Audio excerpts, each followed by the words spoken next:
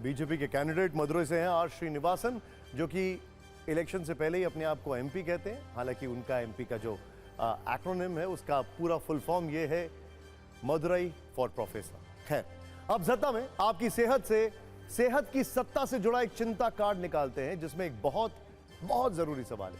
क्या आपके डॉक्टर साहब भी अधूरे पर्चे लिखते हैं, या पर्चे में डॉक्टर साहब जो दवाएं लिखते हैं वो आपको समझ में नहीं आती है? सोचिए जरा, मैं फिर से ये सवाल पूछ रहा हूं। सोचिए, क्या आपके डॉक्टर साहब भी अधूरे पर्चे लिखते हैं, या पर्चे में डॉक्टर साहब जो दवाएं लिखते हैं वो आपको समझ में नहीं आती है?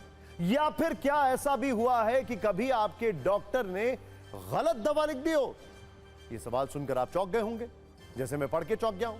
अब जरा पूरी खबर देखिए, क्योंकि वो और ज्यादा चौंकाने वाला है। दरअसल आईसीएमआर के Indian journal of medical research ने देश के 13 बड़े अस्पतालों में सर्वे के बाद जो दावा किया है, उसके अनुसार कई डॉक्टर्स मरीजों को आधे अधूरे पर्चे लिख रहे हैं। सोचिए, जांच के दौरान बहुत बड़ी संख्या में डॉक्टर्स की प्रिस्क्रिप्शन ही गलत पाए गए, यानी गलत दवाएं। इसके अलावा कुछ दवाएं ऐसी हैं जो डॉक्टर जरूरत से ज्यादा मरीजों को लिख रहे हैं। रिपोर्ट में यह भी दावा है कि ओपीडी में मरीजों के साथ जल्दबाजी में डॉक्टरों की ओर से बड़ी लापरवाही की जा रही है, और डॉक्टरों की इस लापरवाही की वजह से मरीजों पर गैर जरूरी आर्थिक बोझ पड़ रहा है। यह दावा किस आधार पर किया गया, यह भी सुनिए। वर्ष 2019 में आईसीएमआर ने देश में दवाओं के तर्कसंगत उपयोग को लेकर एक टास्क फोर्स का गठन किया, जिसकी निगरानी में 13 अस्पतालों की ओपीडी में सर्वे किया गया और कुल 7800 मरीजों से प्रिस्क्रिप्शंस लिए गए। फैक्ट्स पर ध्यान दीजिएगा, और इसके बाद जो आंकड़े बताए गए हैं वो डराने वाले। आईसीएमआर की रिपोर्ट के अनुसार 45% डॉक्टर्स के पर्चे ऐसे मिले जिसमें अधूरी जानकारी पाई गई। सर्वे में 9.8% 9.8% डॉक्टर्स के प्रिस्क्रिप्शंस गलत मिले, मतलब दवाओं को लिखने में लापरवाही। यानी 7800 में से 475 मरीजों को जो प्रिस्क्रिप्शन दिया गया वो पूरी तरह गलत था। मतलब आईसीएमआर की इस रिपोर्ट को देखने के बाद आप यही कहेंगे कि ऐसे डॉक्टर से भगवान बचाए।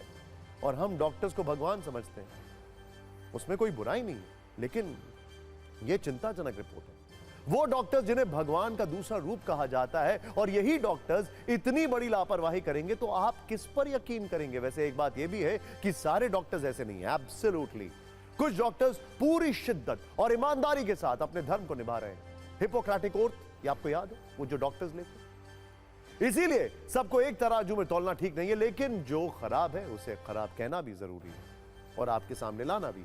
आईसीएमआर की रिपोर्ट में यह भी बताया गया है कि कई डॉक्टर्स मरीजों को पर्चे में जरूरी जानकारी ही लिखना भूल गए। बताइए, इनको पहले इन डॉक्टर्स को खुद पर्चे की जरूरत है, जैसे दवा की डोज कितनी लेनी है, दवा कब खानी है, और दिन में कितनी बार खानी है। इसका जिक्र भी कुछ डॉक्टर्स ने अपने प्रिस्क्रिप्शन में नहीं किया। तो आप क्या कह सकते हैं? पहले तो इनको डॉक्टर्स की जरूरत है। अगर डॉक्टर हो ऐसे तो मरीज भगवान भरोसे। आईसीएमआर की रिपोर्ट की एक और चौंकाने वाली बात देखिए, जो डॉक्टर्स की लापरवाही को एक्सपोज करती है। रिपोर्ट के मुताबिक जो दवाएं ज्यादा लिखी जा रही हैं उनमें पेंटोप्राजोल, रेबाप्राजोल और एंजाइम्स की दवाएं हैं। इसके अलावा जिन दो बीमारियों के पर्चे सबसे ज्यादा गलत पाए गए हैं उनमें अपर रेस्पिरेटरी ट्रैक इंफेक्शन और हाई ब्लड प्रेशर के मरीज शामिल हैं। सोचिए, अभी कुछ ही दिन पहले बल्कि हमने आपको रिपोर्ट दिखाई थी कि किस तरीके से गलत दवाइयां मिल रही हैं, नकली दवाइयां मिल रही हैं। अब बताइए, यहां पर गलत दवाइयां लिखी जा रही हैं। वैसे आईसीएमआर की इस रिपोर्ट और चौंकाने वाले दावे पर आईएमए के पूर्व सदस्य ने सवाल उठाए हैं। इंडियन मेडिकल एसोसिएशन के पूर्व कोषाध्यक्ष डॉक्टर अनिल गोयल के अनुसार रिपोर्ट में विरोधाभास है, कॉन्ट्राडिक्टरी है, और केवल एक सर्वे के आधार पर डॉक्टर्स को गलत नहीं ठहराया जा सकता है। उन्होंने कहा कि पेपर में खुद लिखा है कि रिपोर्ट की अपनी सीमाएं हैं, और मरीजों के अगले पिछले ट्रीटमेंट का कोई डेटाबेस इसमें शामिल नहीं किया गया है।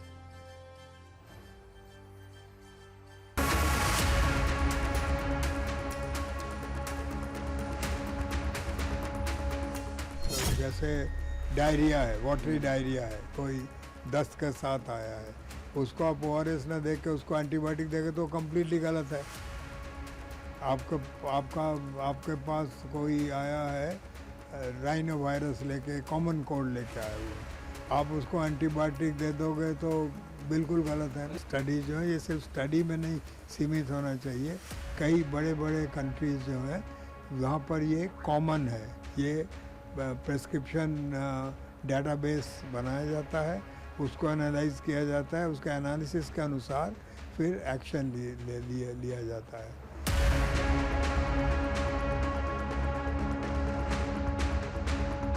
मैं कहना चाहता हूँ कि हर डिजीज़ हर पेशेंट में प्रेजेंटेशन अलग अलग तरीके से होती है। जो स्टैंडर्ड ट्रीटमेंट गाइडलाइन है ICMR की हो या WHO की हो या इंटरनेशनल गाइडलाइंस हो, जो एविडेंस बेस्ड मेडिसिन हम कहते हैं उसके बेसिस पर होती हैं, वो एडवाइजरी इन नेचर होती है, मतलब सलाह दी जाती है आपको कि भाई ऐसा आप करें। लेकिन एक डॉक्टर जो अपने अनुभव के अनुसार पे अपने अभी तक के एक्सपीरियंस के हिसाब से वो मरीज़ की दशा देखकर दवाइयाँ देते हैं। इसमें कहीं ये नहीं इन्होंने लिखा कि जो उसको ज़रूरी दवाई थी वो नहीं दी गई, ऐसा कहीं नहीं लिखा है। ये भी जानना ज़रूरी है।